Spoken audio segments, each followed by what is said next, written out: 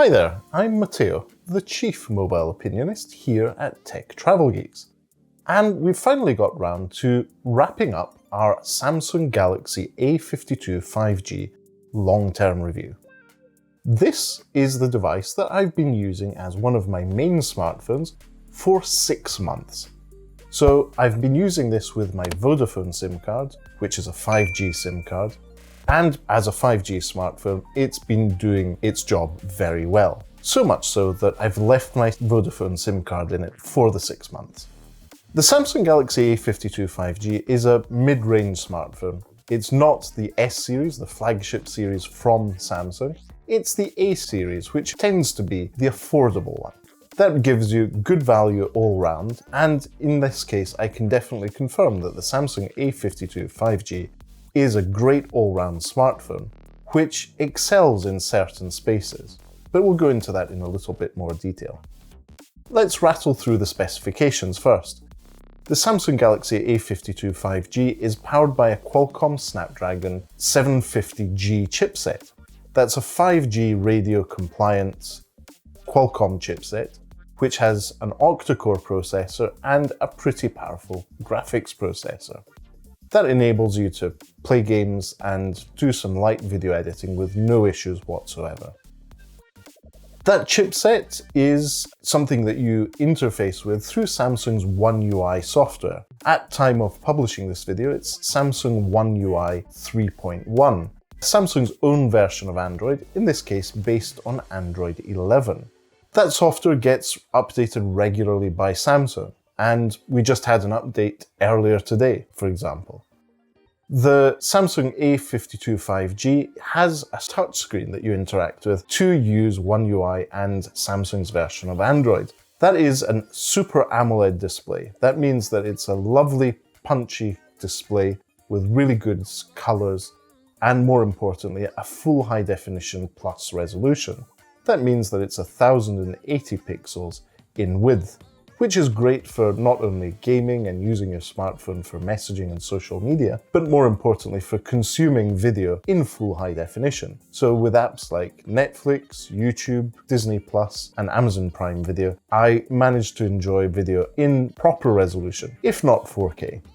The Samsung Galaxy A52 5G, in the case of the 5G version that we purchased here in the UK, has 128GB of storage. But it doesn't stop there, you can expand that with micro SD cards. For example, I expanded the Samsung Galaxy A52 5G with an extra 64GB of storage. That's great for all the things like music and videos that take up a lot of space, but it also enables you to have a bit of comfort zone when using the cameras to take pictures and videos. Speaking of the cameras, the overall setup of the Samsung Galaxy A52 5G is impressive. The main camera sensor is a 64 megapixel one. That's a big number, 64 megapixels, when most other smartphones are bouncing around 12. This is because Samsung used that sensor by default in a way that takes every pixel and bins it together with the ones around them, essentially giving you the equivalent of a much bigger sensor in terms of the individual pixels. By default, it outputs to something around about 12 megapixels, but giving you much higher quality. And performance in low light for a device in this price category is outstanding. The 12 megapixel ultra-wide sensor is a really good one as well. It's a really useful feature to have on a smartphone to go with wide-angle cameras. Our Chief Aperture Officer will agree with me here that wide angle is now a requirement on any smartphone from the mid-range upwards. There's also an extra couple of sensors here. There's a dedicated 5 megapixel macro sensor that allows you to take close-up shots if you spend a lot of time trying to do so. It's better than some of the macro cameras we've seen on other smartphones recently, but it's still not a great option. And there's also an extra 5 megapixel depth sensor that helps you take those blurry background portrait shots, and does so with very good outcomes. So in terms of cameras, they're great. They also take 4K video. That means that you can watch it back on maybe your Samsung TV in glorious 4K resolution.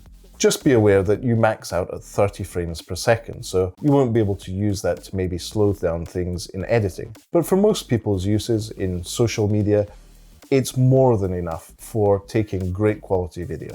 Speaking of cameras, there's also one at the front that's in a dot or a hole in the screen. That camera, in this case, is a 32 megapixel one, which does a good job of taking selfies, but also manages to be used in a wider angle area once the initial crop is taken out of the settings. That means that by default, there is a slight crop on that 32 megapixel sensor to give you a little bit more zoom, but also a bit more image stabilization. If you press the wider angle option, it reduces that crop, but still gives you a good quality selfie. So all these features are great. I've been using, as I said, the Samsung Galaxy A52 as one of my main smartphones, and that involved a lot of social media use, media playback. If you're a regular watcher of Tech Travel Geeks YouTube videos, you'll know that I've also used this to set up quite a few of our Earphone Tuesdays Bluetooth headsets that I've been trying, and overall it's been a pleasure to use. So much so that I almost forgot to do this long-term review. The Samsung Galaxy A52 also performed well in the battery department. The battery powering the Samsung Galaxy A52 5G is a 4500 mAh one, and had no issues getting me through a normal day of usage and media consumption. So the Samsung Galaxy A52 5G is one of the first A-series smartphones to offer fast charging at 25 watts. And that's great because it means that it can go from empty to half full in around about 30 minutes. That allows you to then use the smartphone for most of a day without any issues whatsoever. Obviously, you need to use the fast charger that is not included in the box. You don't get 25 watt fast charger. But if you have another one, such as some of the gallium nitride chargers that we've reviewed here on Tech Travel Geeks, you won't have any issues whatsoever. Connectivity in terms of the cables, it uses the standard USB-C for charging and data in case you want to connect it to another device. And luckily you don't have to lose out on the good old Courage port. Yes, you do get USB Type-C with fast charging and, more importantly, Courage port for connecting wired earphones if you wish to use those. In terms of form factor, the Samsung Galaxy A52 5G is quite a pleasant device to use. There's nothing too fancy like curved screens here. It's a flat screen with an AMOLED display under it with very slight curving at the edges for just the way it's made. And the same can be said of the back. The back's actually made of plastic. It's very unapologetic about that. And the camera bump, while there, is also encased in plastic. Obviously, if you're not going to be using a case, it's going to have potential issues of damaging the camera module, and more importantly, the camera lenses. But if you have a case, such as one of the ones we unboxed and reviewed here on the Tech Travel Geeks YouTube channel, it does a good job of being not too big of a smartphone, but having a lovely big screen to interact with. So, overall, can we recommend the Samsung Galaxy A52 5G? Definitely. I really like this smartphone. It's been my main smartphone for the last 6 months, and it's not going away. I'll carry on using it. Unless obviously there's a needy family member who needs a smartphone upgrade. But we'll see what happens. For now, I have to say, Samsung has won me over the last year. Both with the Samsung Galaxy S20 FE that we reviewed earlier in the year, and this Samsung Galaxy A52 5G. One UI overall is very pleasant to use. Performance has been reliable and very pleasant. So I think Samsung have won me back after a few years where I just avoided their products because I didn't like the overall experience. This is a good sign for things to come. What we will see from Samsung in terms of their software experience and the overall value they deliver seems to have improved over the last couple of years. So stay tuned to the Tech Travel Geeks YouTube channel. We may also be reviewing other devices from Samsung in the coming months, as well as our usual roster of Chinese smartphones and occasional annoying iPhone content that I'm producing.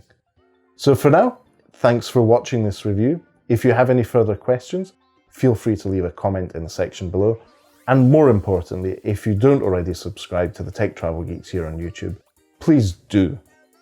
For now, thanks for watching and goodbye. I really like this smartphone. It's been my main smartphone for the last few months. The Samsung Galaxy A52 5G has been my